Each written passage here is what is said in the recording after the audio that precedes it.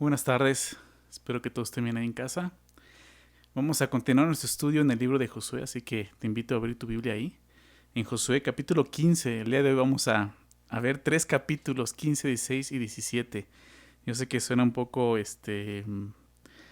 increíble de hacer, pero con la ayuda del Señor vamos a hacerlo el día de hoy. Así que abre tu Biblia ahí, Josué capítulo 15, por favor, vamos a continuar nuestro estudio aquí en este libro. Y pues vamos a entrar de lleno al estudio. Quisiera que hiciéramos una oración para que sea el Señor quien nos guíe en ese tiempo. ¿Me acompañan? Vamos a orar. Señor, queremos agradecerte por esta tarde, Señor, tarde noche en que ya nos permites, Señor, pues reunirnos así de esta manera para conocerte, para entender tu voluntad y propósitos en cada uno de nosotros, Señor. Queremos escuchar tu voz, por eso estamos aquí reunidos.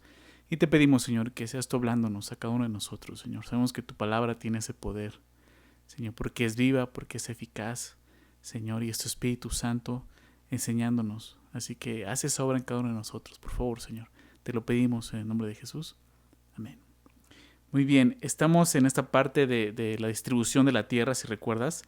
Y prácticamente esta parte comenzó en el capítulo 13, ¿verdad? Llevamos dos capítulos viendo esto, 13 y 14. Pero es interesante porque realmente no ha empezado a distribuir la tierra, ¿no? Aunque ya comenzó a hablar acerca de la distribución, ya no comienza. Es aquí en el capítulo 15 donde inicia ya el repartimiento de la tierra, digamos de esa manera. Empieza Josué a repartir las tierras. Y vamos a ver los primeros tres capítulos acerca de esto, del 15 al 17. La siguiente semana, si Dios nos permite, estaremos viendo el capítulo 18 al 19, que es la segunda parte, cuando reparte las tribus, las 7 tribus y media que faltan del otro lado. Ya de este lado del Jordán, perdón, a las 7 tribus. Entonces vamos a ver el día de hoy esos capítulos donde pues sé que Dios quiere hablarnos mucho. Volvemos a estudiar y ver muchos lugares, regiones, montañas, lagos, valles, etcétera. Nos habla de muchos lugares que quizás tú y yo nunca vayamos a conocer, ¿verdad? Quizás si tú has estado por allá en esas tierras, a lo mejor llegaste a ubicar algunos de estos lugares, pero es probablemente que ni siquiera nos interese mucho ver esto. Desde el principio te decía, al estudiar estos pasajes se puede volver un poco como aburrido, pero quiero recordarte algo para este pueblo al que fue escrito este pasaje, que es el pueblo de Israel, cada una de las tribus, no era algo aburrido, era algo muy importante. ¿Por qué? Porque es el título de propiedad de sus tierras, prácticamente, ¿no? Es lo que están heredando de parte de Dios, ¿no? Y quiero que pienses un poco en eso. Cuando una persona recibe una herencia, digo, yo nunca he recibido una herencia, pero quizás tú sí, y has de recordar, o yo imagino que es así, esa persona está totalmente interesada en lo que está en el testamento, ¿verdad? Lo que está escrito, o sea, está escuchando y diciendo, a ver, ¿qué me toca? ¿De dónde a dónde? Y eso es lo que estamos viendo aquí realmente, ¿no? Josué va a empezar a dar los límites de cada tribu en la tierra prometida. Son límites que ellos tienen que guardar, que tienen que respetar entre ellos para poder vivir juntos de esta manera. Entonces son importantes todas las cosas que está diciendo aquí Josué, ¿verdad? Pero vamos a comenzar el capítulo 15. Voy a leer el verso 1, fíjate cómo inicia. Dice, la parte que tocó en suerte la tribu de los hijos de Judá, conforme a sus familias, llegaba hasta la frontera de Edom, teniendo el desierto de Sin al sur como extremo meridional. Empieza realmente la repartición con la tribu de Judá. Bueno, realmente ya fueron repartidas 2 tribus y media, ¿recuerdas? Del otro lado del Jordán. Vimos la semana pasada esto, nos recordó esto, y el antepasado también recordamos que esas 2 tribus y media tomaron un lugar fuera de la tierra, del otro lado del Jordán, ¿verdad? Que es la tribu de Rubén, la tribu de Gad y media tribu de Manasés. Realmente aquí empieza a hablarnos de la cuarta tribu, que sería Judá, pero se presenta como la primera tribu que recibe tierra de este lado, del lado oeste, digámoslo así, del Jordán. Y dice el verso 1, la parte que tocó en suerte, ¿no? Y nuevamente vemos esa palabra en suerte. Ya expliqué lo que significa esto, ¿verdad? Y lo que vemos aquí es que después de la correcta interrupción de Caleb que vimos en el capítulo 14, al solicitar que se cumpliera la promesa que Dios le había hecho, que si tú recuerdas es tener una parte especial de la tierra, eso lo vimos en el capítulo 14. Después de esto continúa la repartición, ¿no?, de la tierra, que es lo que vemos aquí. Pero recordemos esto, lo que dice al principio, que la tierra fue repartida por suerte, ¿no? Y eso significa que fue Dios, ¿no? Lo que vimos cuando hablamos de esto, les explicaba. Eso significa que fue Dios quien asignó el territorio a cada tribu, como Él quiso, ¿no? Eh, Porque si ustedes recuerdan, no es como lo que hoy conocemos como la suerte, ¿verdad? En aquel tiempo esta era la manera en que Dios iba a dirigir a su nación. Porque el día de hoy tú y yo no estamos, digámoslo así, a merced de la suerte.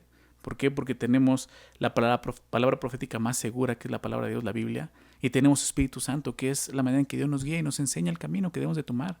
Pero en ese tiempo no tenían la palabra, apenas estaba escribiendo, y el Espíritu Santo tampoco estaba sobre ellos. Entonces era la manera en que Dios empezaba a guiar a su pueblo, a Israel, de esta manera, ¿no? ¿Por qué digo? Porque es por suertes. ¿A qué se refiere esto? En Proverbios 16:33, este proverbio lo leíamos también cuando veíamos esto, es donde dice: la suerte se echa en el regazo, mas de Jehová es la decisión de ella, ¿no? Es como decir, pues nosotros podemos echar los dados, pero Dios es quien va a decidir qué va a caer, ¿no? Es lo que está diciendo aquí. Entonces, al entender esto, vemos que es Dios quien está eligiendo cada territorio para cada una de las tribus, ¿sí? Y es como Él quiere, realmente, ¿no? Y al volver a recordar esto, me viene a la mente este pasaje de 1 Corintios 12. Ustedes recuerdan, donde está hablando del cuerpo de Cristo, de esta unidad, de la diversidad que tenemos, ¿no? Somos un cuerpo, unidad, pero diversos miembros, ¿verdad? Con diferentes personalidades, con diferentes talentos, pero sobre todo con diferentes dones que también Dios nos ha dado. Sí, el capítulo 12 habla de eso. Pero en el verso 11 de 1 Corintios 12, déjame leerlo. 1 Corintios 12, 11, él dice: pero todas estas cosas las hace uno, y el mismo Espíritu. Y viene hablando de todos los dones que Dios nos ha dado, de las funciones que Dios nos ha dado en el cuerpo, los ministerios, los dones, las operaciones. Y dice: pero todas estas cosas las hace uno y el mismo Espíritu. Está hablando de Dios, repartiendo cada uno en particular. ¿Recuerdan cómo dice ahí? Como Él quiere, ¿sí? Y así es como Dios está repartiendo la tierra. Así como repartió a cada uno en su iglesia de dones y talentos diferentes, es Dios operando, ¿sí? Nos debemos de entender esto. Ahorita más adelante vamos a ver algunas tribus que están inconformes, ¿no? Y es triste que de repente vemos eso en el cuerpo, gente inconforme con lo que Dios le ha dado. Pero tenemos que entender y recordar esto. Esto fue lo que Dios me dio. Esto es lo que Dios quiere para mí. La repartición de la tierra no fue arbitraria o caprichosa, porque no fue por voluntad humana, como vemos. Fue Dios, fue el Señor quien repartió como Él quiso, de acuerdo a su sabiduría, a su providencia, y tenemos que confiar en eso. Él repartió lo que Él quiso de acuerdo a esa sabiduría. Lo que Dios te ha dado el día de hoy es lo que tú realmente necesitas. Lo que Dios me ha dado el día de hoy es lo que yo realmente necesito. Y puedo confiar y descansar en eso. Antes de continuar, quiero que pienses y te preguntes: ¿dónde te ha puesto Dios el día de hoy?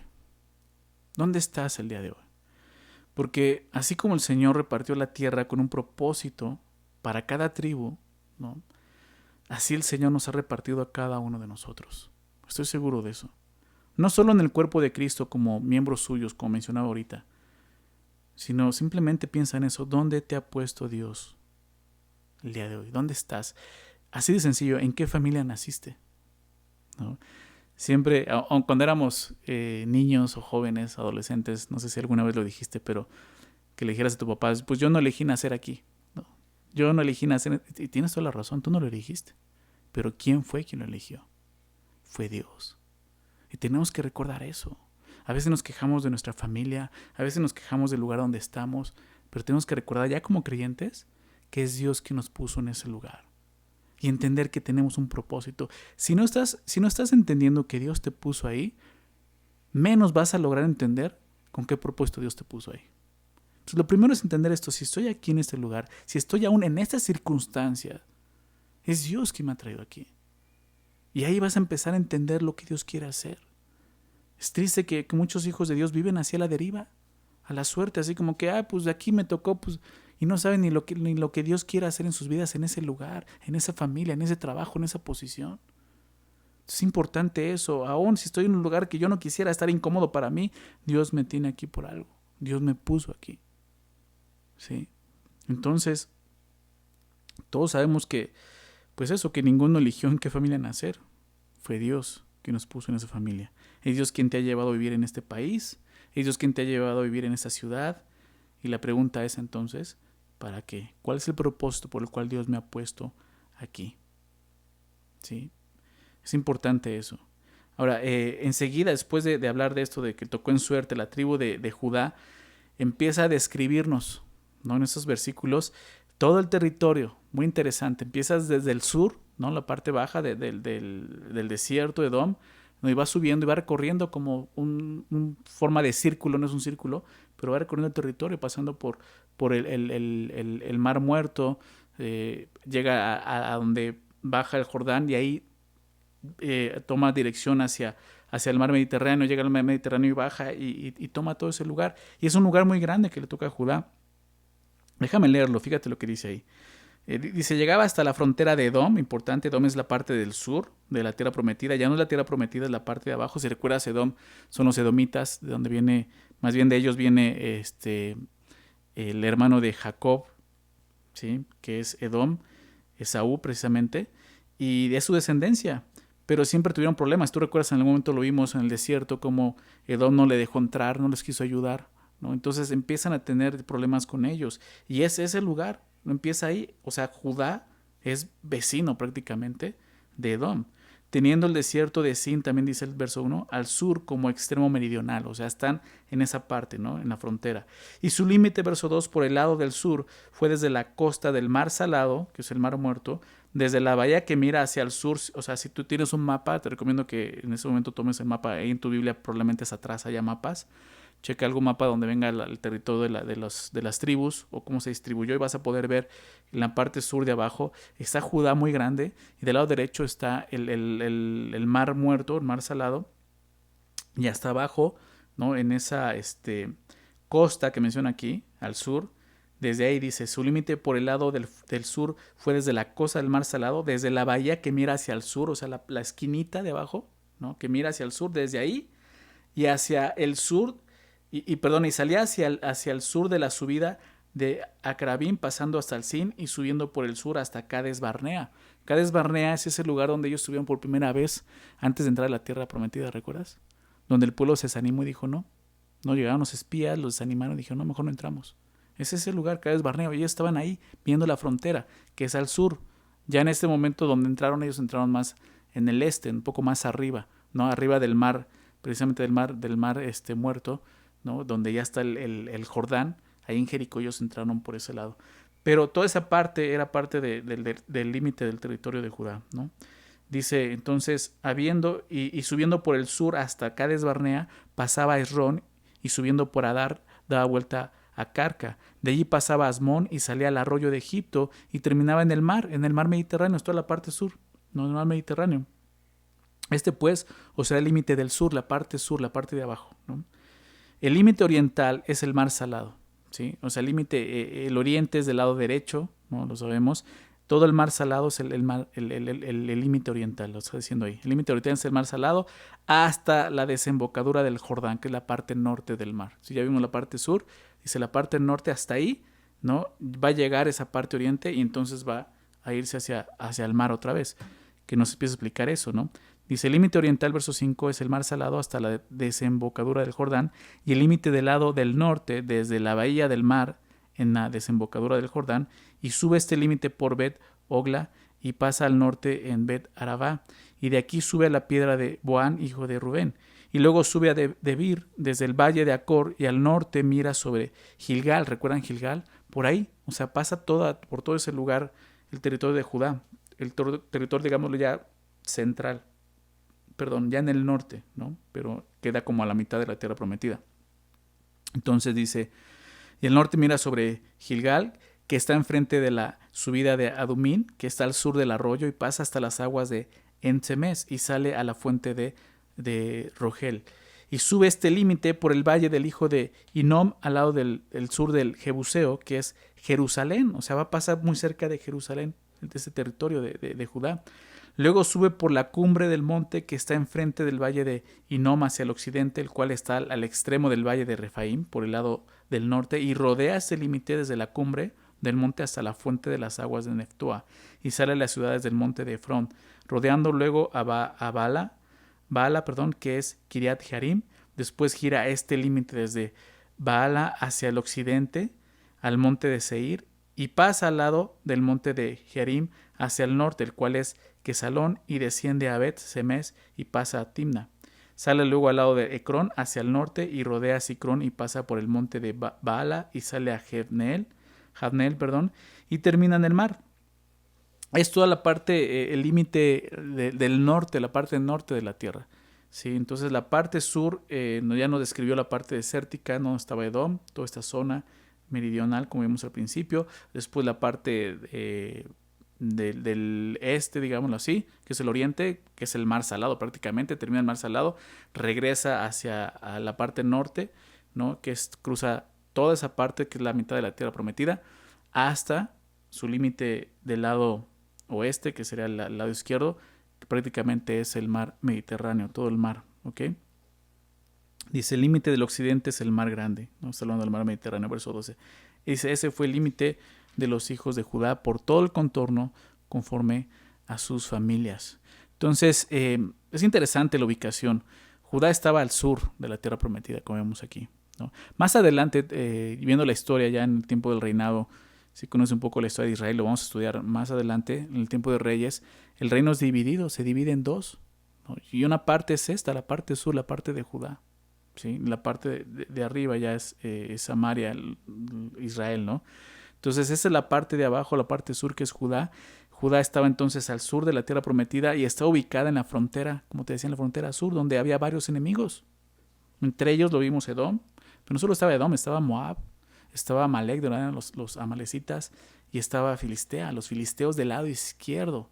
Prácticamente era la costa del río Mediterráneo, eran los filisteos. Y es interesante porque Dios puso a Judá en ese lugar por algo, ¿sí? Ellos eran la tribu más fuerte en número. Eran la tribu que tenía mayor número. Es la tribu que representa la fuerza. ¿Ustedes recuerdan? De esa tribu vendría precisamente el Mesías, Jesucristo. ¿Recuerdas cómo se le llama a Jesús? El león de la tribu de Judá. Y es eso, o sea, representa a esta tribu no solo esa realeza, sino también la fortaleza, el león de Judá. Y Dios los pone en esa frontera, ¿no? Donde están tus enemigos. ¿Por qué? Porque era la tribu más grande y, digámoslo así, más fuerte, como para poder destruir, ¿no?, a todos sus enemigos y poder vivir ahí sin problemas, ¿sí? Y volvemos a ver esto. Dios tiene un propósito del por cual te hizo y te rescató. ¿Te das cuenta de eso? Y te ha puesto en un lugar para que le sirvas. O sea, tiene un propósito de por cual puso a Judá en ese lugar. Claro, Judá en ese momento no lo entiende. Más adelante, y viendo la historia, te das cuenta, ok, por eso Dios puso a Judá en ese lugar. Por eso es que lo ubicó de esta manera. Por eso te digo, es de acuerdo a su sabiduría. Pero aquí lo importante, nosotros no conocemos el futuro. O sea, difícilmente vamos a poder llegar a ver por qué Dios me trajo a mí aquí a Toluca, ¿no? O por qué Dios te tiene aquí en Toluca o en ese trabajo, ¿sí? Quizás más adelante lo vas a poder ver, o quizás no. Quizás los que van a poder verlo muy claramente van a ser tus hijos. No sé, tal vez sea algo así.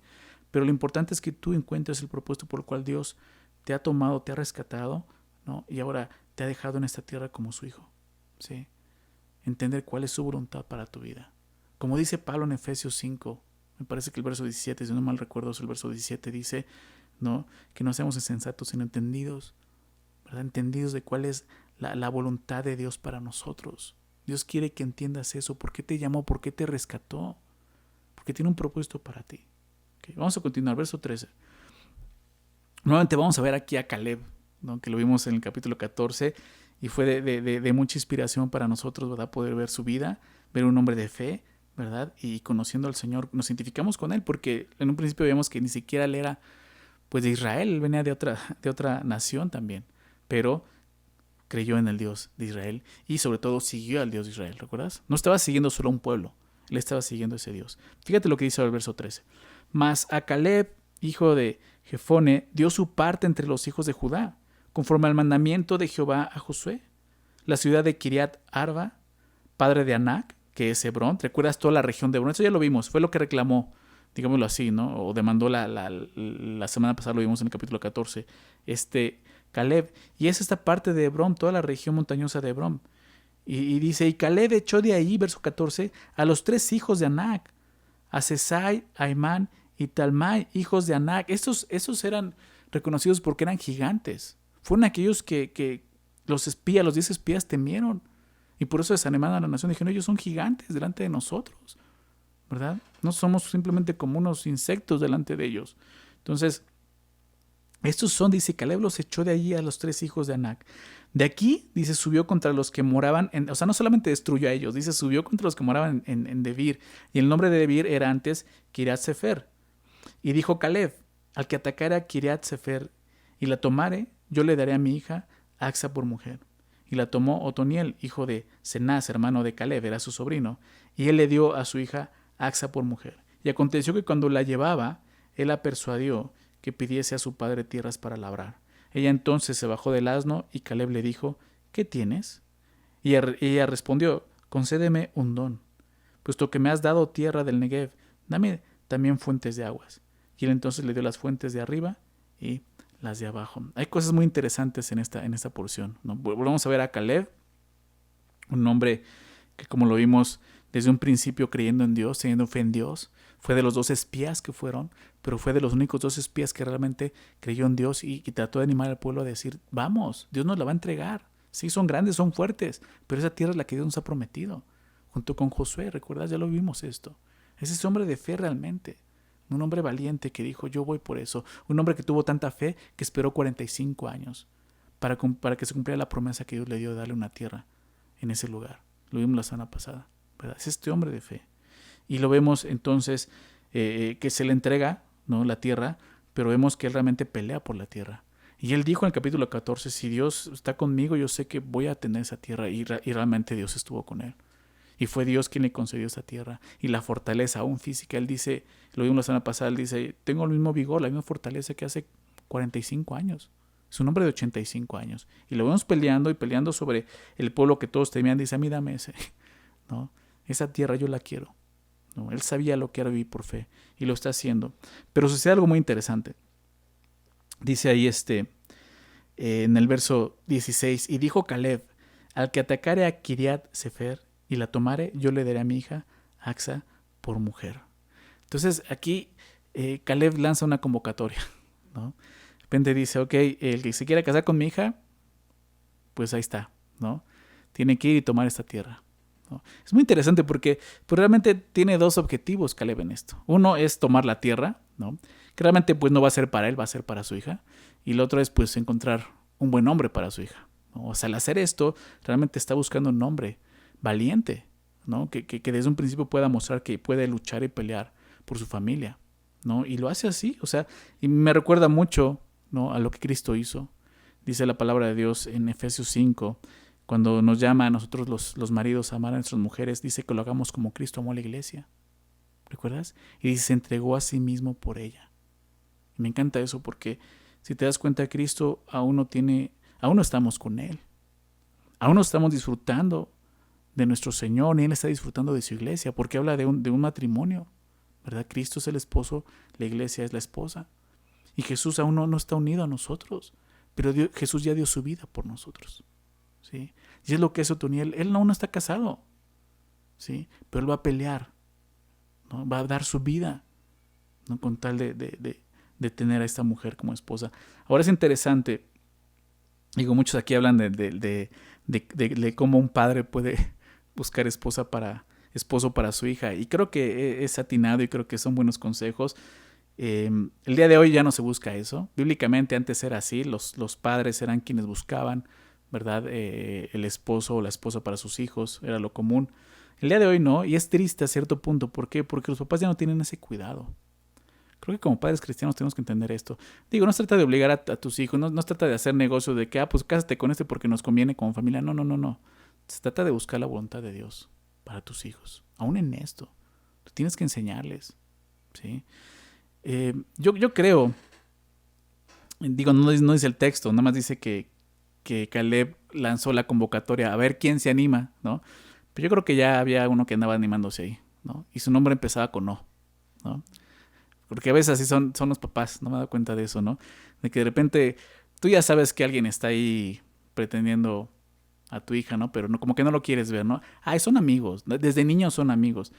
Pues sí, pero si tu hija ya está en edad de casarse, tienes que considerar que quizás pues ya no es tanto amistad, sino ya empieza a buscar algo más. Entonces ahí, pues yo creo que es lo que ve Caleb y dice, a ver, no, ahora sí que voy a tirar esa convocatoria viendo qué tan valiente es, ¿no?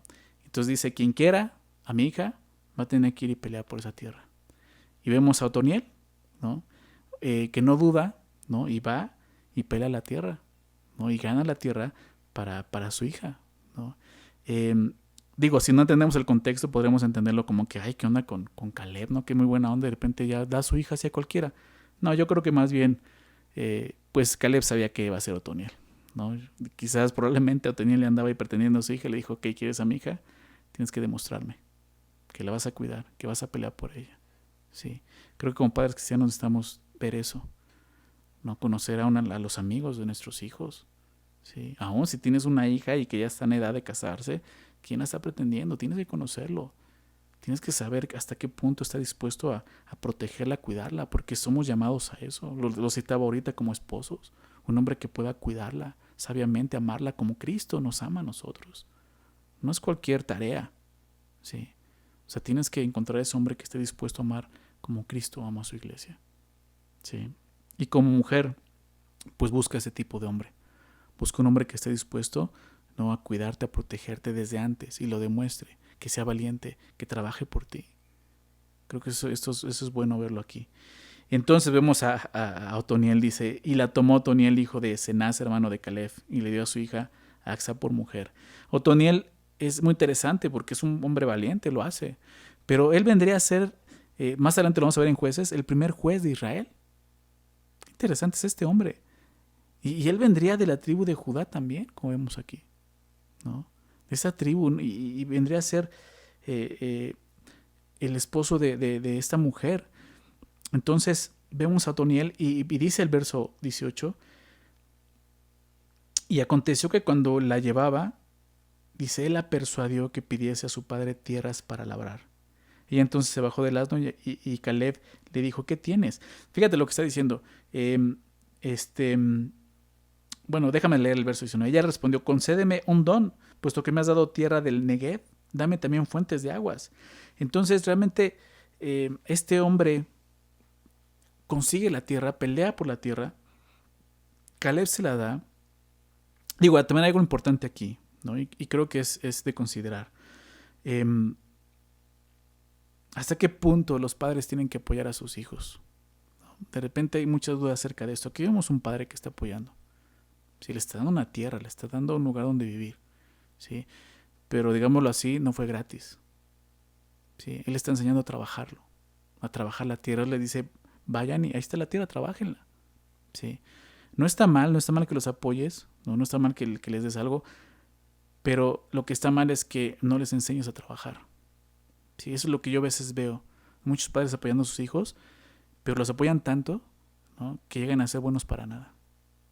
Que llega al punto donde se acaban todo, o sea, no valoran, para empezar no valoran lo que tienen, se acaban todo lo que tienen, y al final, o sea, ya ni el padre les puede ayudar. Y lo peor, ¿sabes qué es? Es que no saben trabajar.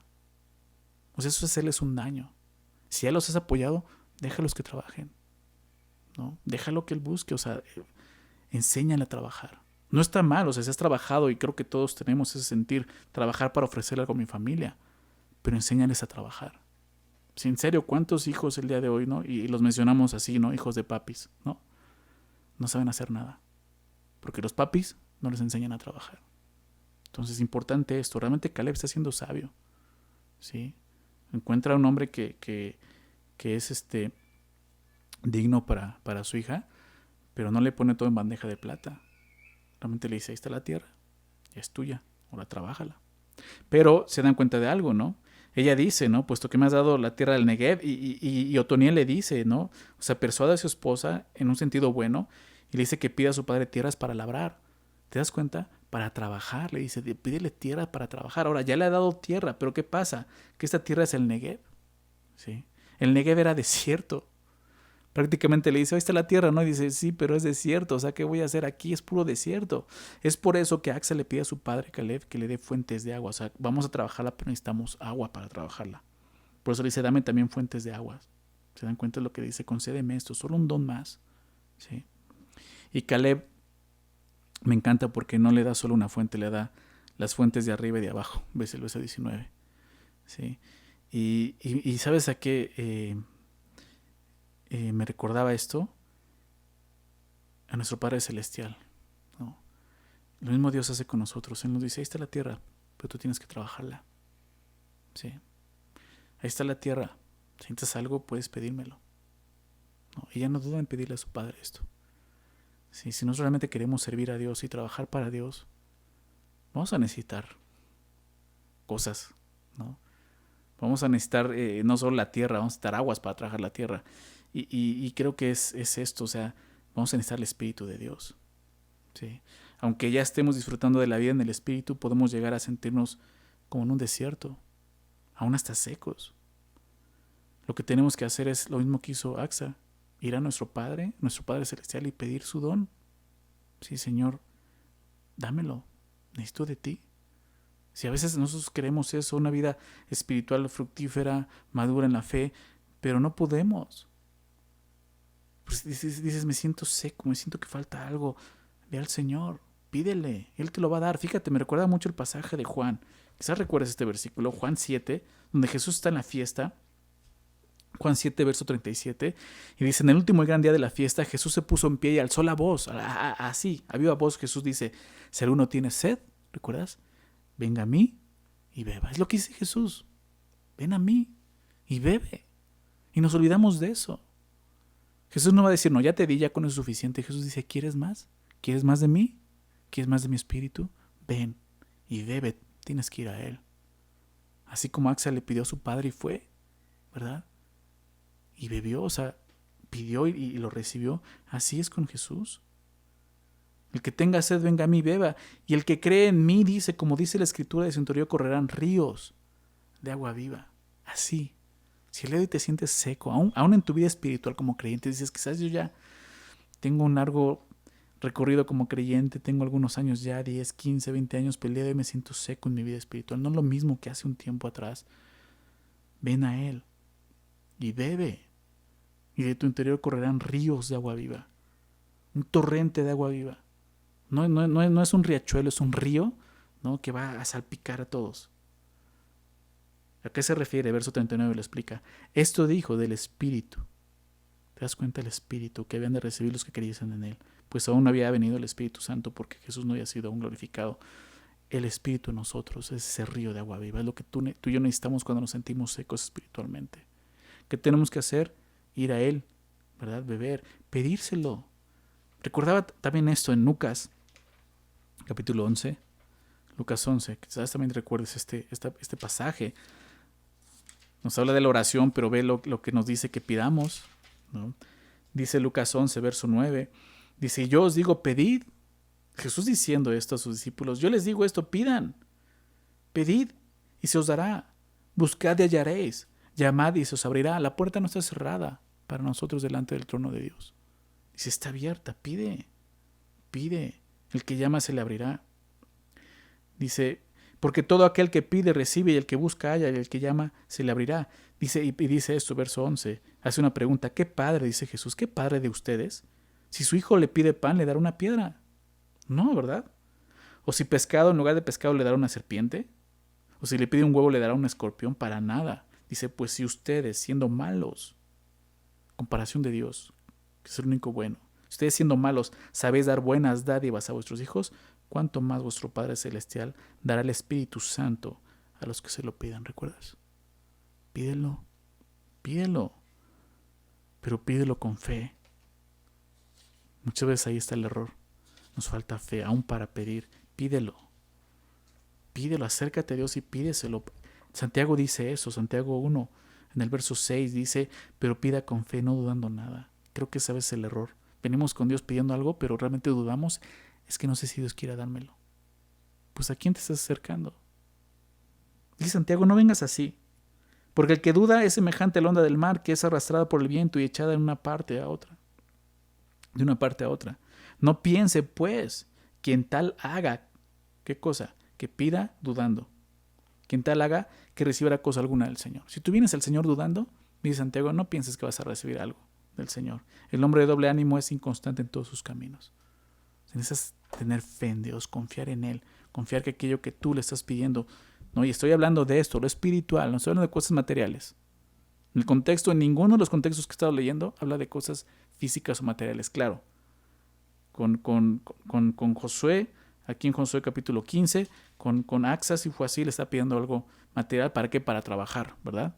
Pero en el contexto de lo que los pasajes que leíamos en Juan, habla de lo espiritual, ¿sí? En Lucas habla de lo espiritual, pide el Espíritu. Si te sientes seco el día de hoy, pídelo, pero pídelo con fe, sabiendo que Dios quiere dártelo, ¿ok? Entonces, esta mujer pide esto y su padre la bendice de esta manera, ¿no? Y le da las fuentes y eso. ¿Pero para qué? Para trabajar. ¿Recuerdas eso?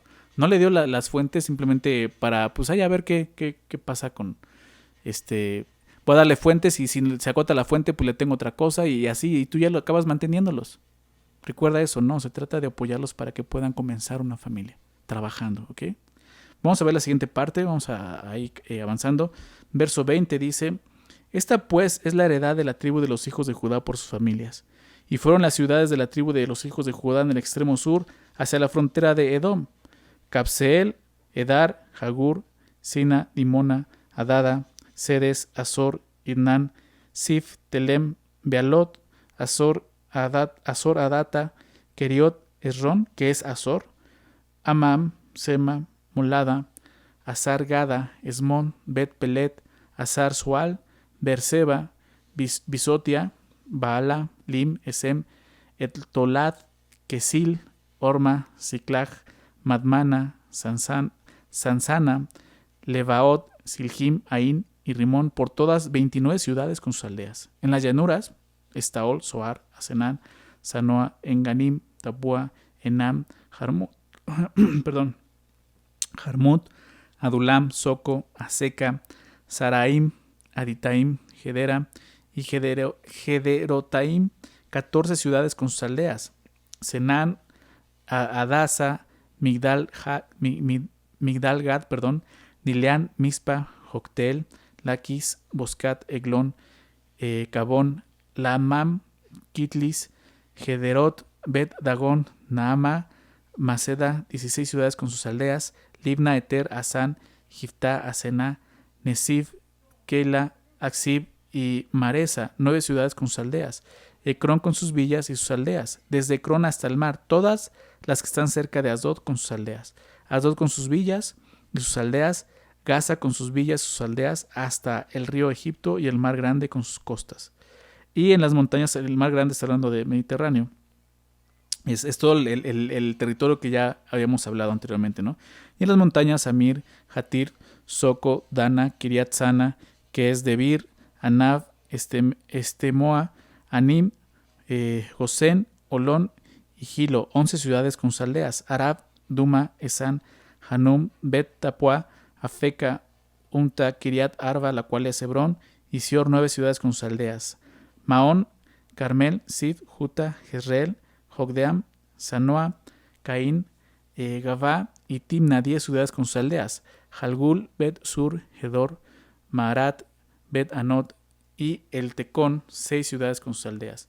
Kiriat Baal, que es Kiriat Jearim, y Rabá, 2 ciudades con sus aldeas. En el desierto, Bet Araba, Midín, Secaca, Nibsan, la ciudad de la Sal, y Engadi, 6 ciudades con sus aldeas. Todo esto son ciudades con sus aldeas y simplemente está escribiendo esto. Estas son las ciudades que Judá heredó. Si Dios dijo, ¿tú recuerdas? Que les daría ciudades construidas. Estas eran ya ciudades que estaban establecidas. Ellos solamente llegaron a tomar posesión de esos lugares. Ya ciudades, casas ya hechas. Son estas.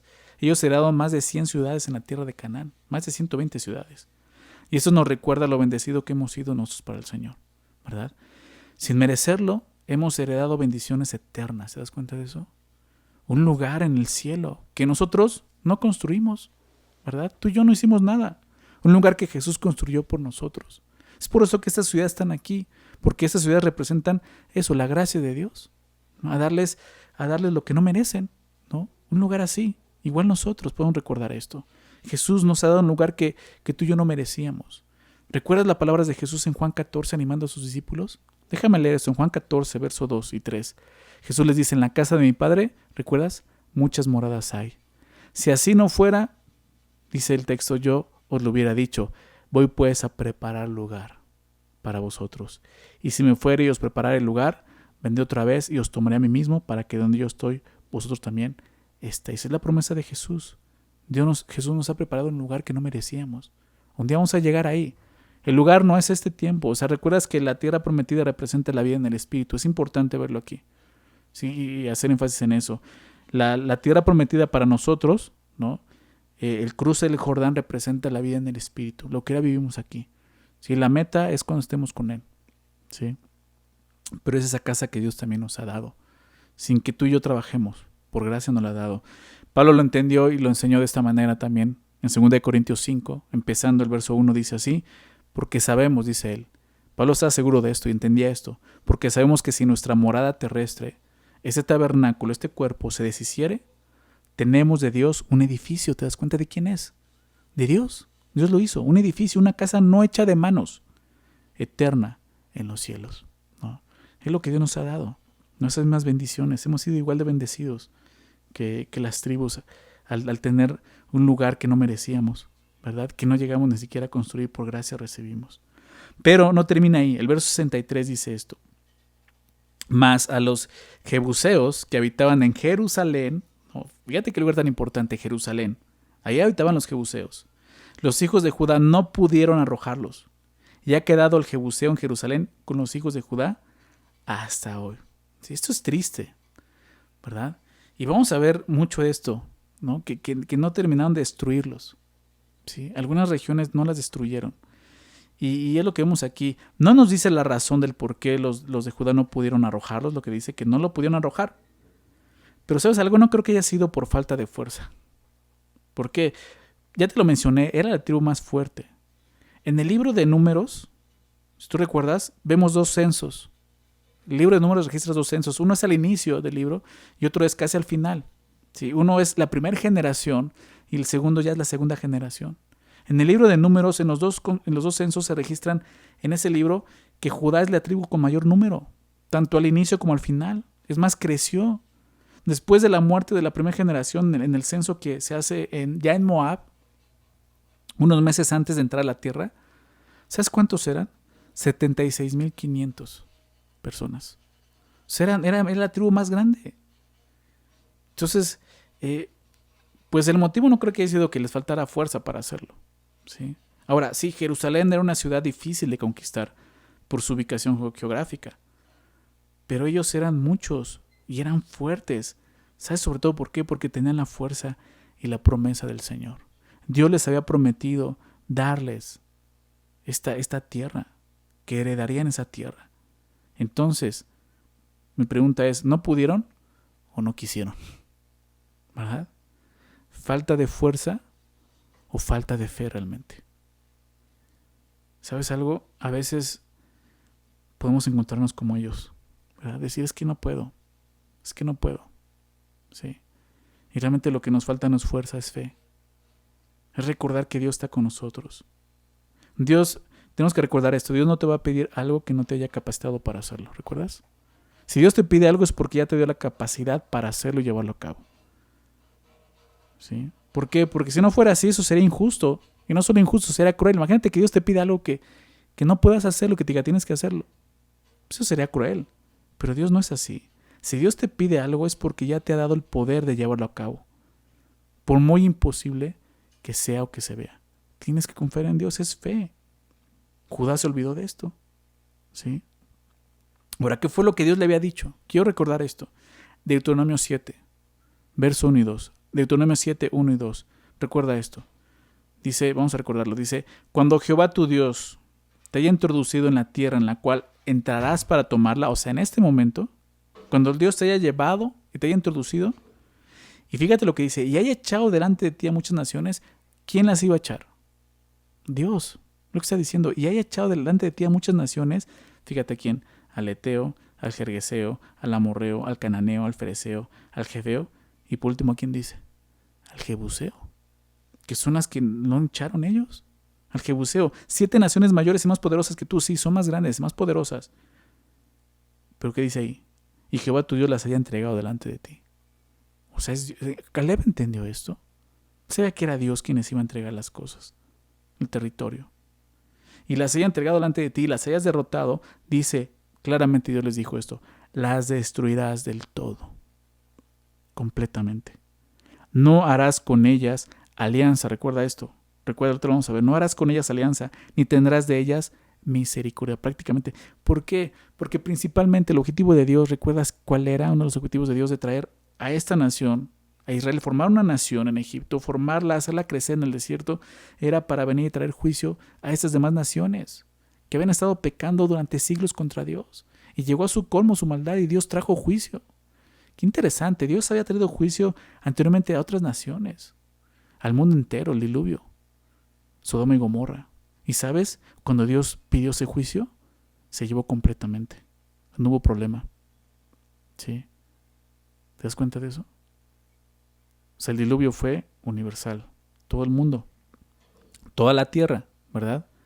Dios halló gracia en un hombre, pero Dios destruyó todo. Todo. Sodoma y Gomorra, esas 2 ciudades fueron destruidas completamente. Pero cuando Dios le pide al hombre que haga esto, el hombre no lo cumple. Y es triste ver esto. Pero eso es lo que está pasando. Dios les dijo, no tengan misericordia, destrúyanlas. Se olvidaron de esto.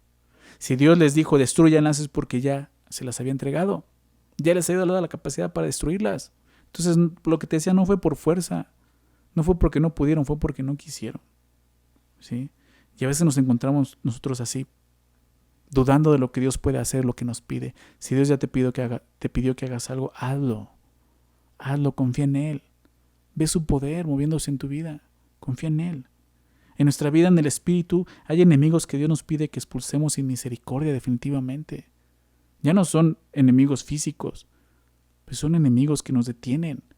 Como dice Hebreos, el peso del pecado, ¿verdad? Que nos asedia, que no nos deja correr. No debemos de ser misericordiosos con el pecado. Recordemos que el pecado o lo matas o te mata. No hay otra. No tenemos que ser misericordiosos con el pecado. Déjame leer esto que Pablo lo entendió así, lo escribe de esta manera Pablo en Romanos 8, verso 13.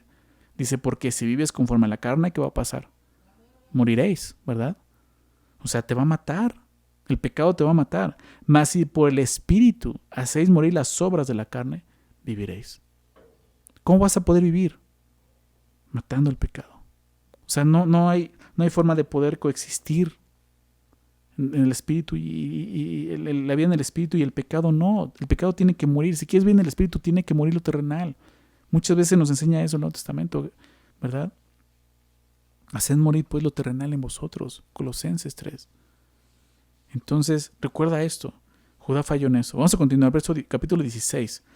Dice, tocó en suerte a los hijos de José, y ahora vienen del lado de José, ¿no? Ya vimos a Judá, desde el Jordán de Jericó, el Jordán de Jericó, el Jordán donde está al lado de Jericó, hasta las aguas de Jericó, hacia el oriente, hacia el desierto que sube de Jericó por las montañas de Betel, o sea, empieza a ir hacia el norte, ¿no?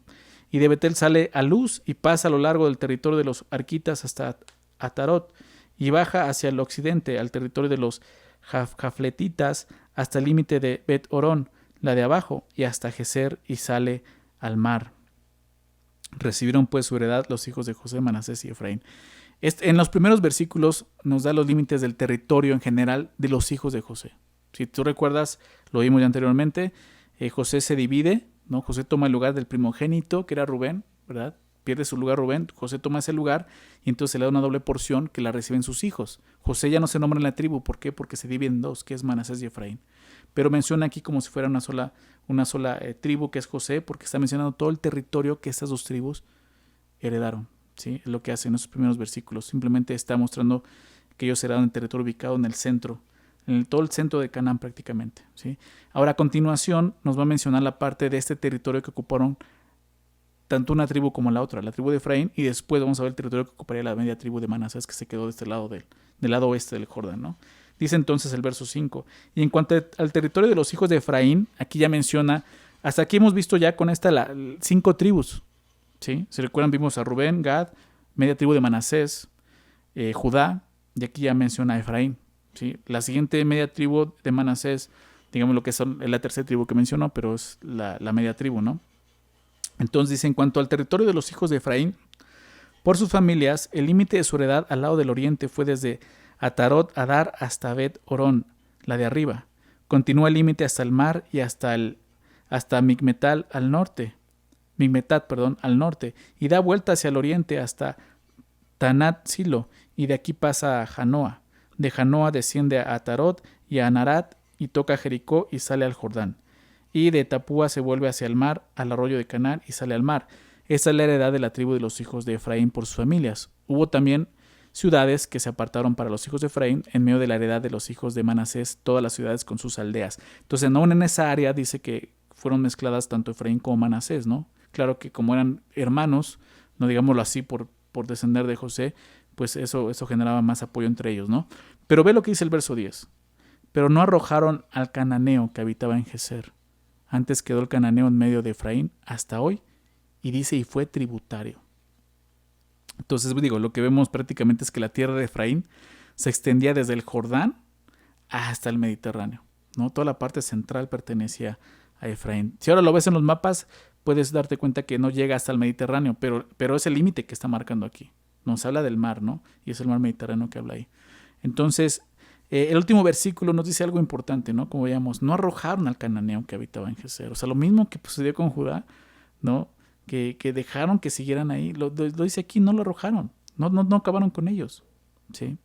Antes quedó el cananeo en medio de Efraín, dice hasta hoy, y fue tributario. Ya vimos que no debemos de ser misericordiosos con el pecado, ¿no? Ya vimos que Dios les dijo, no tengan misericordia de ellos. Pero estos hombres fueron más que misericordiosos. Fueron ambiciosos. ¿Por qué? Porque sacaron provecho de esa situación, ¿sí? Tributario, porque dice al último, y fue tributario, significa que los sometieron y los hicieron pagarles tributo. Prácticamente, ¿no? Entonces, si los sometieron para pagar tributo, ¿por qué no los destruyeron? Si realmente tenían el poder y la fuerza de haberlos destruido, ¿por qué? Porque los sometieron. ¿Te das cuenta de eso? ¿Pero qué dijeron? Pues ¿qué te parece si mejor sacamos un provecho, ¿no? Los dejamos ahí, ¿no? Y que nos paguen tributo, como esclavos. Así los tenían. Entonces su ambición los llevó a desobedecer a Dios, es lo que estamos viendo. Dios les dio la fuerza para destruir a sus enemigos. ¿Y qué hicieron con esa fuerza? Los hacen tributarios. ¿Recuerdas lo que vimos en Deuteronomio 7, verso 2? Jehová tu Dios las haya entregado delante de ti y las hayas derrotado, las destruirás del todo, no harás con ellas alianza, ni tendrás de ellas misericordia. ¿Te das cuenta? Y precisamente eso es lo que hicieron alianza, ¿no? O sea, ahora sí que los pusieron a trabajar para ellos y dijeron, pues nos van a pagar tributo. ¿Quieren estar en la tierra? Van a estar en la tierra, pero nos van a pagar tributo. Dios dijo, no, eso no tenían que haber hecho. ¿Sí? Qué triste es ver esto. Dios les da la capacidad, ¿no? Para poder someter a sus enemigos y ellos los ponen a trabajar para ellos. ¿Sabes algo? A veces nosotros hacemos lo mismo, tratando de hacer tributario al enemigo que debía de ser destruido en nuestras vidas. Es como intentar sacar ganancia, ¿no? De mi pecado. O sea, piensa en eso. Dios murió en la cruz, Jesús murió en la cruz, derrotando el poder del pecado, ¿sabes? El día del pecado está presente, pero Dios nos ha dado la capacidad, Jesús nos ha dado la capacidad de poder derrotarlo, de nos enseñorea de nosotros. Ahora tenemos la capacidad, antes no teníamos de otra, era nuestro Señor, era nuestro amo, no podíamos hacer nada. Y nosotros no podíamos, Jesús vino a derrotarlo. ¿Para qué? Para que tú y yo tuviéramos libertad, pero no para hacer esto, para someterlo a nosotros, sino para destruirlo. Dios nos dio el poder para destruirlo, no para sacar un provecho a nuestra carne. Es triste ver esto, pero muchas veces hacemos esto. Piensa en esto, ¿cuántas cosas pecaminosas estás permitiendo por ganar unos cuantos pesos, ¿no? En tu trabajo. Bueno, pues esto no afectará a nadie. Me hago de la vista gorda y recibo un pedazo. O sea, ¿en serio eso es pecado? ¿Tienes que confiar en Dios? ¿Cuánto pecado? Piensa en eso. ¿Cuánto pecado estás tolerando en tu vida porque estás sacando beneficio de él? O sea, el pecado tiene que ser destruido. No podemos ni siquiera negociar. Tenemos que decir lo mismo que Pablo dice. Déjame leer esto. Acompáñame en Filipenses, por favor. Quizás recuerdes este texto. Filipenses capítulo 3. Ya sabes a dónde voy, ¿verdad? Filipenses 3, donde vemos claramente cómo Pablo está hablando de su vida pasada, ¿no? De lo que era en la carne. Y que quiero decir algo, y Pablo no está hablando del pecado en su vida pasada.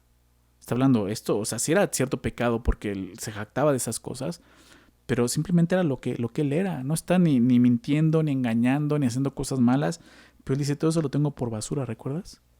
Todo eso lo tengo por basura. Déjame leer esto en el verso 7. Dice, pero ¿cuántas cosas eran para mí ganancia? Las he estimado como pérdida por amor de Cristo. Y tenemos que recordar esto. O sea, Dios ya nos dio ganancias espirituales mayores que las que podemos tener en esta tierra. Y es triste ver cómo muchas veces por tratar de ganar algo terrenal perdemos lo espiritual. Lo que este mundo te ofrece no se compara a lo que Dios ya te dio en Cristo Jesús. Créemelo. Pablo dice, lo tengo como pérdida, ¿verdad? Por amor de Cristo. Si amas a Cristo, no vas a estar negociando con el pecado. Y ciertamente dice, aún estimo todas las cosas como pérdida por la excelencia del conocimiento de Cristo Jesús, mi Señor, por amor del cual lo he perdido todo y lo tengo por basura para ganar a Cristo. ¿Quieres ganar a Cristo? Necesitas dejar a un lado todo aquello que te estorbe, el pecado. Sí, tenlo por basura, di, esto no sirve. O sea, un poco de ganancia me va a impedir ganar a Cristo precisamente. Ponle una balanza. En tu vida, ¿qué está pesando más? ¿La ganancia terrenal o la ganancia celestial? Lo que hizo esta tribu fue un error fatal. ¿Sabes por qué? Porque más adelante, en la época de los jueces, lo vamos a ver más adelante, los cananeos se rebelaron. ¿Y sabes qué hicieron? Esclavizaron a los israelitas. Es fácil tolerar, dejar pasar un pecado menor, digámoslo así entre comillas, pero sin darnos cuenta ese pecado puede ir creciendo hasta que se convierta en nuestro amo y nosotros terminemos siendo esclavos de él. Eso es lo que va a pasar. Eso es lo que pasó con ellos. Debemos de tratar con el pecado de forma definitiva. En el momento en que Dios nos muestra su pecado, terminar con él, matarlo. ¿Ok? Vamos a continuar. Verso capítulo 17. Capítulo 17 dice, vamos a ver la siguiente tribu, que prácticamente es la otra media tribu de Manasés. Y dice, se echaron también suertes para la tribu de Manasés porque fue primogénito de José. Maquir, primogénito de Manasés y padre de Galad, el cual fue hombre de guerra, tuvo Galad y Basán. Estos, está hablando en este momento de la tribu que quedó del otro lado del Jordán, no está hablando de Basán. Se echaron también suertes para, y que está hablando del otro lado, para otros hijos de Manasés conforme a sus familias. Los hijos de Abiezer, los hijos de Helec, los hijos de Asriel, los hijos de Siquem, los hijos de Jefer y los hijos de Semida. Estos fueron los hijos varones de Manasés, hijos de José por sus familias. Entonces, como te decía, aquí simplemente nos recuerda que esta fue la tribu que se dividió, unos del lado oriente del Jordán y otros del lado, unos del lado oriente y otros del lado oeste, ¿no? del Jordán. Y entonces va a hablar de ellos, de los que quedaron dentro de la tierra prometida. Pero en el verso 3 menciona algo interesante. Dice, pero Zelofejad, hijo de Jefer, hijo de Galad, hijo de Maquir, hijo de Manasés, no tuvo hijos, sino hijas, los nombres de las cuales son estos: Malá, Noa, Ogla, Milca y Tirsa. Estas vinieron delante del sacerdote Eleazar y de Josué, hijo de Nun, y de los príncipes, y dijeron, Jehová mandó a Moisés que nos diese heredad entre nuestros hermanos. Y él les dio heredad entre los hermanos del padre de ellas, conforme al dicho de Jehová. Y le tocaron a Manasés 10 partes, además de la tierra de Galad y de Basán, que está al otro lado del Jordán. Porque las hijas de Manasés tuvieron heredad entre sus hijos, y la tierra de Galad fue de los otros hijos de Manasés. Entonces, aquí vemos esta historia de estas mujeres que piden esto. En esta sección, pues sí, estos versículos que leí solo se mencionan las hijas de Zelofejad. Y si tú recuerdas, esto lo vimos en Números. ¿Sí? Si quieres leerlo más al rato en tu casa, si no estuviste en el estudio de Números, para que entiendas un poco lo que está pasando en Números 27, verso 1 al 7, déjame resumirlo. El padre de esas mujeres, como dice aquí, murió sin tener hijos varones, por lo tanto podía quedarse sin herencia en la tierra prometida. Pero, ¿qué pasa con las mujeres? Entonces ellas fueron con Moisés para arreglar esta situación en Números, y Dios le dice a Moisés que le dé su heredad a ellas realmente, ¿no? Entonces lo que ellas hacen aquí es recordarle esto a Josué, ¿no? Y Josué cumple lo que Dios le había dicho que hicieran con ellas, ¿no? Les da una parte en la tierra. Ahora, esto es interesante y que nos enseña, nos recuerda algo. Este hecho es significativo. ¿Por qué? Porque muestra que desde un principio el Señor protegió los derechos de las mujeres, ¿no? El día de hoy tanto se batalla por esto, pero no se entiende que Dios es lo único que puede darnos una identidad clara de quiénes somos, es Dios, tanto hombres como mujeres. Porque vemos aquí aún en la época en que no se le valoraba a la mujer, ni se le reconocía algún derecho, Dios las protegió y las cuidó y les dio su derecho de tierra. ¿Por qué? Porque venían de una descendencia, de una tribu, ¿no? Entonces recordemos esto. Dios es el único que puede darnos realmente esa identidad de quiénes somos, ¿no? Como hombres y mujeres ahora en Cristo, ¿okay? Y vamos a ver la última parte. Perdón, esa parte, ya no llegamos al último capítulo, versículo 7, dice: y fue el territorio de Manasés desde Aser hasta Migmetat, ¿no? Está describiendo el territorio de Manasés ya de este lado del Jordán, que está enfrente de Sequim, y va al sur hasta los que habitan en Tapúa. La tierra de Tapúa fue de Manasés, pero Tapúa misma, que está junto al límite de Manasés, es de los hijos de Efraín.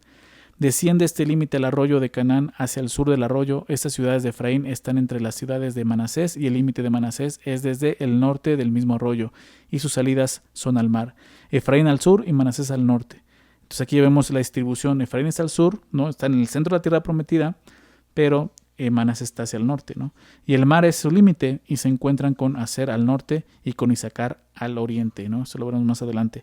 Tuvo también Manasés en Isacar y en Aser a Bet-Seán y sus aldeas, a Ibleam y sus aldeas, y a los moradores de Dor y sus aldeas, a los moradores de Ednor y sus aldeas, a los moradores de Taanac y sus aldeas, y a los moradores de Megiddo y sus aldeas. 3 provincias. Mas los hijos de Manasés no pudieron, fíjate lo que dice el verso 12, no pudieron arrojar a los de aquellas ciudades, y el cananeo persistió en habitar en aquella tierra. Pero cuando los hijos de Israel fueron lo suficientemente fuertes, hicieron tributario al cananeo, mas no lo arrojaron. Y es triste porque pues es la misma historia, ¿no?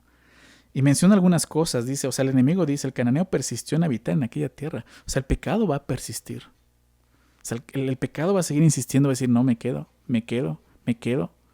Y al principio tú puedes decir: no, te voy a destruir, y puedes estar ahí, llega un punto en que dices: bueno, ya quédate, está bien, vamos a negociar. O sea, vuelven a lo mismo. ¿Sabes? La tribu de Manasés hace lo mismo que su tribu hermana Efraín. Hacen tributario a su enemigo, ¿sí? Al parecer, en un principio era difícil para esa media tribu de Manasés vencer a los cananeos, porque dice el verso 12 que ellos no pudieron arrojarlos de aquellas ciudades, ¿sí? Pero llegó un momento en que fueron lo suficientemente fuertes, dice. Pero cuando los hijos de Israel fueron lo suficientemente fuertes, ¿verdad? Y cuando fueron lo suficientemente fuertes, ¿qué hacen? Lo mismo que sus hermanos. En lugar de destruirlos, los someten y los hacen tributarios. ¡Qué error! Si Dios te ha dado ya la capacidad de hacer algo para destruir el pecado, hazlo. Es triste ver esto. Si en lugar de hacer eso, hacen lo mismo que sus hermanos. O sea, aprendieron el mal de sus hermanos.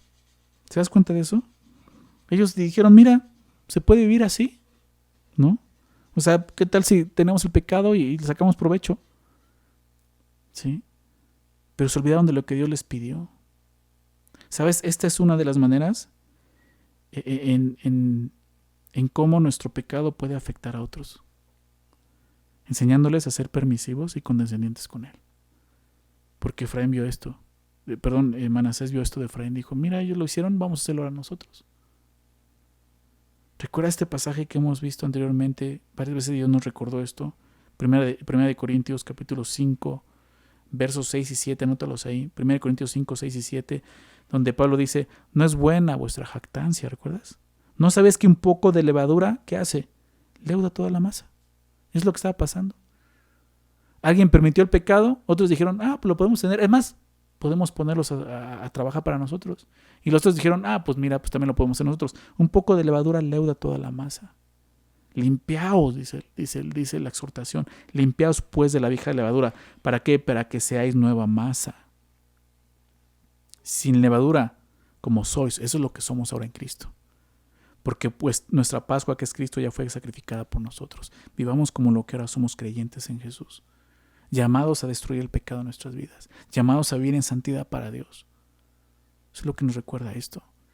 Si tú dejas a un lado eso, esa vida en el Espíritu, vivir en santidad para Dios, no solo vas a acabar tú derrotado, destruido, Si no, probablemente aquellos que están a tu lado van a acabar igual. ¿Por qué? Porque para ellos van a ser, pues él lo hace, ella lo hace, yo puedo vivir así.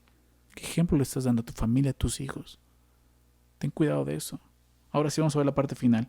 Y los hijos de José, ya en el verso 14, los hijos de José hablaron. Está hablando hijos de José, ya hablando de las dos tribus, tanto de Manasés y Efraín.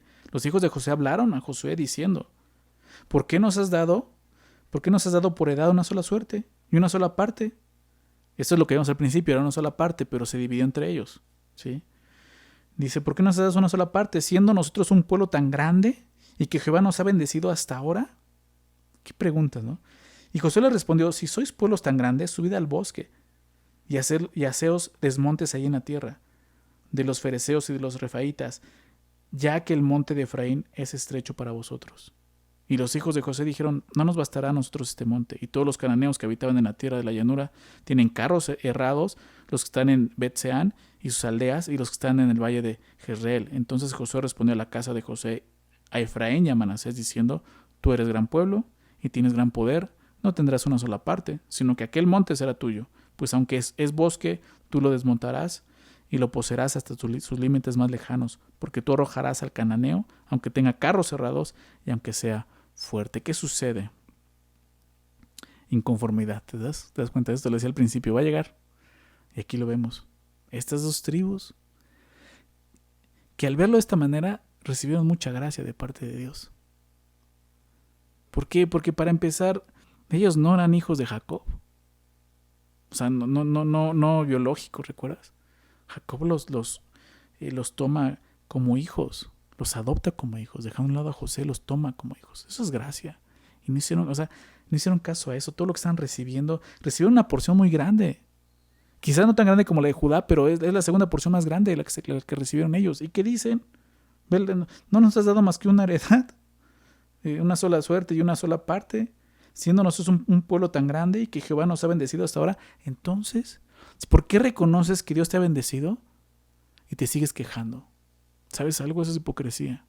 Cuando una persona realmente, ¿no?, honestamente, sinceramente está reconociendo que ha sido bendecida por Dios, no va a haber inconformidad, no va a haber insatisfacción, no va a haber quejas. Va a estar conforme a decir: yo estoy conforme con esto. Ellos no. O sea, son los únicos que van y le dicen: oye, ¿por qué? Qué triste ver esto, quejas en el pueblo de Dios. Ellos recibieron la tierra igual que los demás, por gracia, pero son inconformes. Siempre hay alguien así, ¿verdad? Espero que no seas tú. Es triste ver en la iglesia del Señor esto, inconformidad. Aún lo he llegado a ver tristemente, y lo digo así, personas que se ponen a exigir gracia. Ustedes tienen que mostrar gracia, ¿y tú cuándo lo vas a hacer? Cuando una persona se pone a exigir gracia, no ha entendido lo que es la gracia. No ha recibido la gracia. Siempre va a estar inconforme. Siempre va a estar de quejumbroso. ¿Sí? ¿Sabes qué? Josué no se preocupa. Porque Josué sabe que esto no lo eligió él, fue Dios. Y eso es en la iglesia, así es. Nosotros nos dirige a Dios, lo sabemos, confiamos en eso. Y estás inconforme no con la iglesia, no con el hombre, estás inconforme con Dios. Eso es lo que estaba pasando. Ahora ve lo que contesta Josué de una forma muy sabia. ¿Qué les dice? ¿Son mucho pueblo ustedes? Porque ellos están jactando: somos mucho pueblo, no cabemos. Pues si son mucho pueblo, vayan y peleen, ahí está el lugar. Vayan a ese bosque, corten todos los árboles, tomen ese lugar. Es lo que les dice él, ¿no?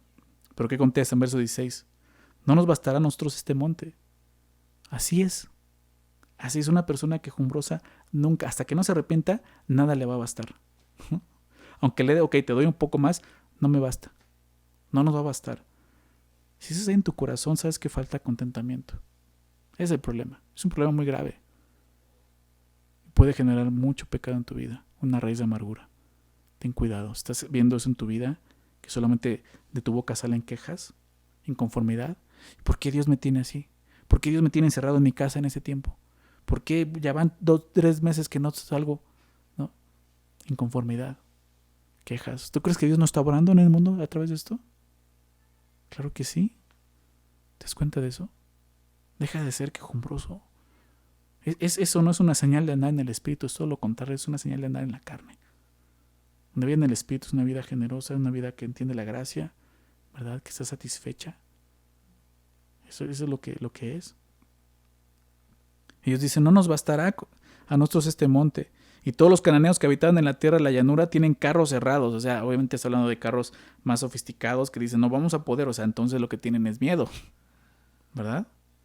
Los que están en Betseán y en sus aldeas y los que están en el valle de Israel. Ve lo que contesta Josué. Entonces Josué respondió a la casa de José y ya dice a Efraín y a Manasés, diciendo, tú eres gran pueblo y tienes gran poder. No tendrás una sola parte. Está diciendo, tú eres gran pueblo y tienes gran poder. ¿Por qué? Porque principalmente Dios está contigo. No tendrás una sola parte, sino que aquel monte será tuyo. Pues aunque es bosque, tú lo desmontarás. O sea, vas a pelarlo. Y lo poseerás hasta sus límites más lejanos, porque tú arrojarás al cananeo, aunque tengan carros cerrados y aunque sea fuerte. ¿Sabes qué hace Josué? Los anima a luchar y a vivir por fe. Lo que dice, sí, hagan lo que tienen que hacer. O sea, si tú estás viviendo algo así, inconformidad, vive por fe, recuerda eso. Porque ellos, ¿qué estaban haciendo? Buscaban beneficios sin sacrificio. ¿Te das cuenta de eso? Pero la vida cristiana es todo lo contrario. No habrá beneficios sin sacrificios. Ve a Jesús, nuestro Señor. Ve su vida en esa tierra como fue. Él consiguió lo que buscaba, pero hubo sacrificios para conseguirlo, ¿verdad? La redención, pero tuvo que morir en la cruz. Nuestro Señor Jesús nos enseña ese camino. Y Él nos dijo que sería así, ¿recuerdas? Marcos 8, verso 34. Marcos 8:34. Y llamando a la gente y a sus discípulos, Jesús nunca mintió acerca de esto. Él siempre lo dijo. ¿Sí? El camino es angosto, la puerta es estrecha. O sea, llamando a la gente y a sus discípulos, les dijo, si alguno quiere venir en pos de mí, niéguese a sí mismo y tome su cruz y sígame. Y sígame. Es el problema, que a veces llegamos a Cristo y nos sentimos ya en Cristo, pero no queremos seguir a Jesús. Sí, no, yo lo acepto, yo creo en Él, pero ahora síguelo. No. O sea, sé discípulo. ¿Recuerdas Juan 8? Cuando Jesús está hablando de los que habían creído en Él y Jesús les dice, ¿quieren ser verdaderos discípulos? Permanezcan en mis palabras y conocerán la verdad y la verdad los hará libres si se ofenden. ¿Por qué? Porque habían creído pero no eran discípulos. Y muchos cristianos se quedan así, conformándose con, yo ya soy creyente, yo ya creí, ya con eso estoy bien. Somos llamados a vivir una vida en el Espíritu, a entrar y tomar la tierra por heredad. Pero eso implica sacrificio, implica esfuerzo. Y lo que Jesús nos llamó, tome su cruz y sígame. Creo que como cristianos parte de nuestro problema es que no tomamos lo que ya nos pertenece. Nos da miedo, nos da flojera. Estoy más cómodo viviendo así en la frontera, así como que yo estoy bien aquí. Cuando Dios dijo, ve y tómalo. Aquí vemos cómo el miedo llega a ser contrario a la fe. Si creemos que Dios nos ha dado una herencia, debemos de vivir poseyendo esa herencia. Si somos nuevas criaturas, vivamos como nuevas criaturas realmente, por fe. Si queremos más territorio en la tierra, debemos ir y tomarlo. Como José les dice, vayan y tómenlo. Si queremos ser más espirituales, recuerda esto, nuestro Josué, Jesús, dice, ve y tómalo. Ve y tómalo. ¿Qué diferencia de estas tribus y Caleb, verdad? ¿Recuerdas a Caleb? Caleb dijo, dame esa tierra. Donde están los gigantes, ahí dame, la que nadie quiere, dame esa tierra. Estos hombres, no, es que ahí no. O sea, tú ve y pelea por nosotros, güey, o danos otra tierra donde ya no haya nada. Caleb dice, yo voy y voy a pelear. Y Caleb se le dio esa tierra y estuvo conforme. Nunca dijo, por ahora quiero más, él estuvo conforme. Y hasta, ¿sabes qué hizo? Bendijo a otros. De gracias recibes, de gracias das. ¿Verdad? ¿Qué diferencia? ¿Qué diferencia? Caleb estaba viviendo por fe, los hijos de José por vista. Así de sencillo. Caleb veía a Dios, ellos veían a sus enemigos. Si queremos disfrutar la herencia que Dios nos ha dado como sus hijos, necesitamos andar por fe, no hay de otra. Necesitamos vivir por fe. Somos llamados a eso. ¿Sí? Pues aquí concluimos con esta primera parte de la distribución de la tierra. La siguiente semana vamos a ver lo siguiente, cosas muy interesantes también. Pero creo que nos quedamos con esto. Sí, tenemos que tomar la tierra completamente. Tenemos que destruir el pecado que hay, ¿verdad? No jugar con eso. no estar tratando de hacer alianza con Él. Tenemos que destruirlo como Dios nos lo pide.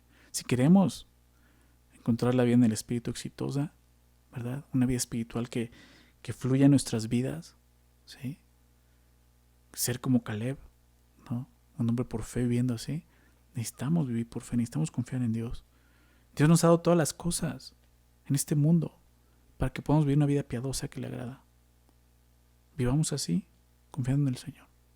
Vamos a hacer una oración. Vamos a dar gracias. Padre, te damos gracias por este tiempo en tu palabra. Muchas gracias por bendecirnos. Gracias por todo lo que nos hablaste y nos recordaste en estos capítulos. Señor, hubo cosas que pudimos ver en nuestras vidas, Señor, y nos recordaste tantas cosas. Señor, ayúdanos a tenerlas en mente. Señor, a recordarlas en los momentos precisos. Señor, en cuanto al llamado que hemos recibido tuyo de vivir en el Espíritu, Señor, ayúdanos a vivir así, destruyendo lo terrenal, el pecado en nosotros, Señor. No tratando de negociar con Él, sino destruyéndolo, Señor. Y realmente tomando la herencia que tú nos has dado en Cristo, Señor. Una vida en el Espíritu, Señor, de abundancia, Señor. Donde tu Espíritu pueda, como leamos, Señor, fluir en nuestras vidas, Señor, como un torrente de agua viva. Ayúdanos a vivir esa vida, Señor. Te damos gracias. Y lo que veamos, Señor, esa vida solamente es por fe. Vivir por fe y para fe, Señor. Gracias por el llamado que nos has dado. Gracias por bendecirnos. Gracias por este tiempo. En el nombre de Jesús oramos. Amén.